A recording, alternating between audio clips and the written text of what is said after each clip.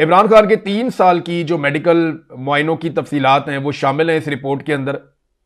1 اگست 2026 اور 10 اگست 2026 کو عمران خان صاحب کا جو چیک اپ ہوا وہ رپورٹس بھی شامل ہیں۔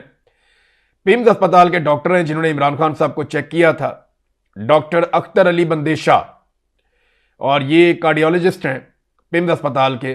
کارڈیولوجسٹ تبھی جاتا ہے جب آپ کو دھڑکن کا مسئلہ ہوتا ہے، دل کا مسئلہ ہوتا ہے یا بلڈ پریشر کا مسئلہ ہوتا ہے، تو تبھی جاتا ہے۔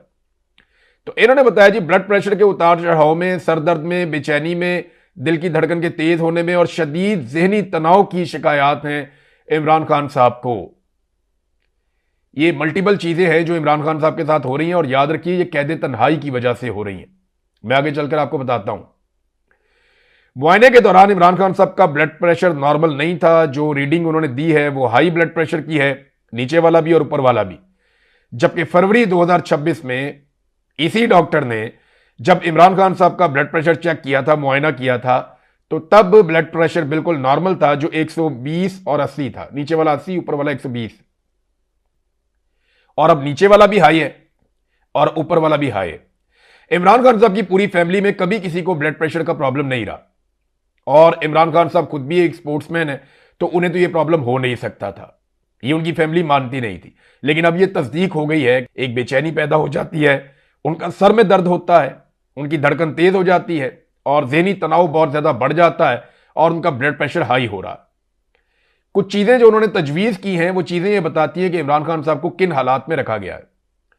ذہنی تناؤ کو کم کرنے کے لیے فوری اقدامات کیے جائیں، جن میں ان کی فیملی اور اہلیہ سے ملاقاتوں کے دورانیے میں اضافہ کیا جائے، ان کو مطالعے کے لیے مواد فراہم کیا جائے، کتابیں باقی چیزیں ان کو دی جائیں، اور دل کا تفصیلی معائنہ کرنے کے لیے ایک اسپیشل ٹیسٹ ہے، انہوں نے کہا جی یہ جو ٹیسٹ ہے یہ بھی کروانے کی اجازت دی جائے۔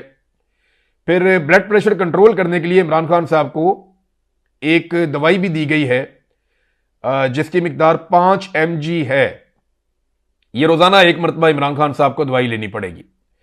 پھر ان کی وائف سے، ان کی فیملی سے عمران خان صاحب کی جو ہے ملاقاتوں کا دورانیہ میں اضافہ کیا جائے، یہ بھی اس میں کہا گیا رپورٹ کے اندر۔ تو یہ رپورٹ بتاتی ہے کہ وہ جو بات کرتے ہیں نا بار بار، خان صاحب کتابیں نہیں دیتے، مجھے ایکسیس نہیں دیتے، مجھے خبریں نہیں ملتی، تو اس سے ایک انگزائٹی پیدا ہوتی ہے، ایک ڈپریشن پیدا ہوتی ہے۔